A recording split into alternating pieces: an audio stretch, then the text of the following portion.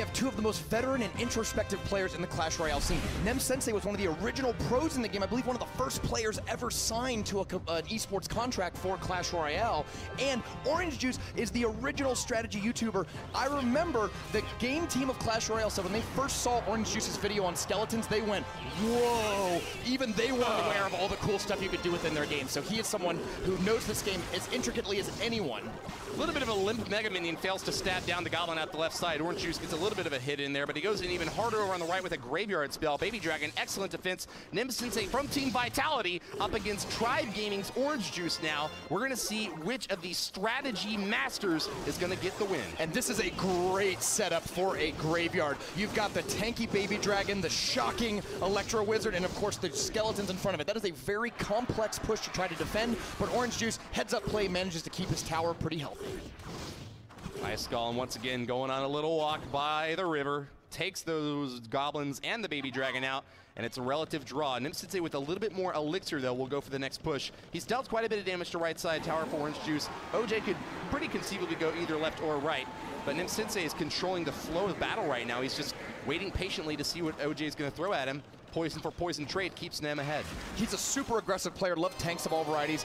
I'm wondering if maybe we'll see another tank in the deck, and maybe the Cannon Cart will end up being that. The health of a bowler, pretty fast mover, but I've never seen Nemsensei play a deck that didn't have some really high health card that came out of tower quickly. It's got to get in range, though, and it looks like it just barely does. Pekka will chop it up. 2 hits and it's down, but quite a few shots at OJ's right side tower, and that Baby Dragon not within range of OJ's blue tower on the right means that it's going to get quite a few hits off against the Pekka. Once again, walking down the river. Mega Minion swiping through that Pekka as well now, and it looks like the defense from them, since they will hold up here. What can OJ put together out the left lane? Nothing at all, just going in the right side instead. Having to defend against an E-Wiz Graveyard push. Baby Dragon having difficulty with the skeletons that are stacking up. OJ's in a lot of trouble. 1,000 damage down, and it is finished off. Nemsensei gets the first crown in this matchup. You know, I love win conditions that are really all in. Expo can take a whole tower by itself. Graveyard can take a whole tower by itself, and we see how deadly that is. One little misplay can cost you the whole game, and it's looking like Nemsensei only has to hold on for 27 seconds to get the win here. Sneaky Pekka moving in toward the left, but Orange Juice gets it tornadoed away. Nemsensei with solid defense is going to be moving in once again on the right side. Got quite a bit of leftover troops in that last exchange.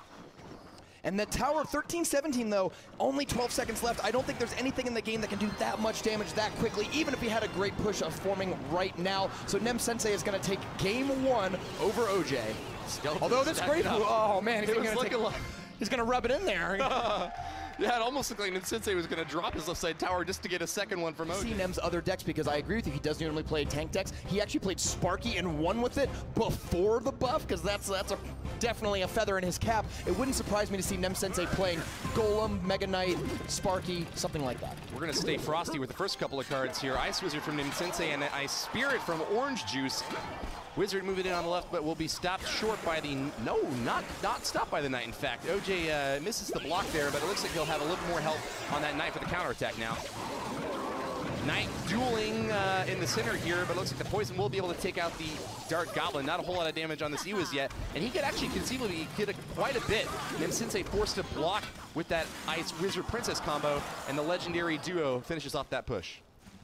Ice Wizard, a great defensive card, a pretty weak offensive card, so the Hog Rider is going to jump in front and tank the tower, letting the Ice Wizard do what he does best, which is support the main push. Hog Rider ignores the Inferno, and that is a massive strike for Nemsensei going straight for the left tower. Orange Juice almost brought down to half hit points, over 1,000 peeled off that left side tower. I think the Inferno tower was just one tile too close, because once the Hog Rider gets close to the tower, he's not going to make a hard left turn to some other card, so you had to play that Inferno tower either a little earlier or a little farther up if you actually wanted to pull the Hog Rider who's that close to a tower. Dark Goblin gets stabbed down, but it's going to be another defensive opportunity for Nemsensei to build up a push. He's playing a pretty interesting deck here. It's got Princess and Ice Wizard, so the legendary duo, but also Hog Rider, a very light and I'm calling it. deck. I'm calling it that one of those last two cards is a freeze spell. No pro player loves freeze spell as much as Nemsensei.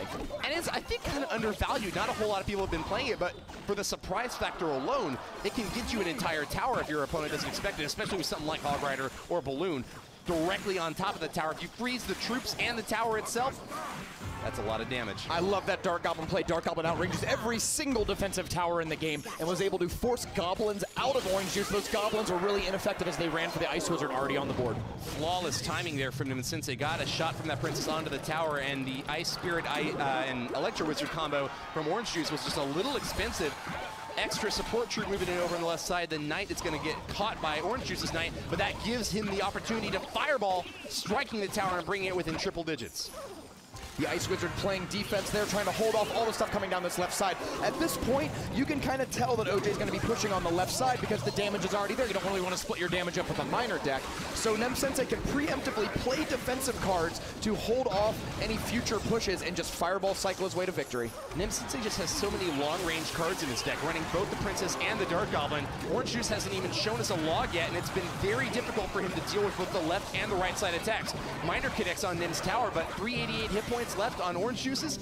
That's only in a couple fireballs away. And look at that Dark Goblin go. Tornado buying a little more time, and the Dark Goblin is just doing work, killing 2 Electro Wizards and surviving to tell the tale. Dark Goblin's gonna get 2 shots on the tower. Psyche got zapped. Fireball brings it down to 63. That's 1 log to finish it off, or even a shot from the Princess. Soaking the Minor out the left side. Nemsensei appearing confident. He's about to finish this game off with a cycle. Look, the Princess is about to finish off the right side tower as well. 1 more shot will do it. There it goes. Tornado. Right side falls first. The Princess was ignored on the right side, and Princess, the only troop...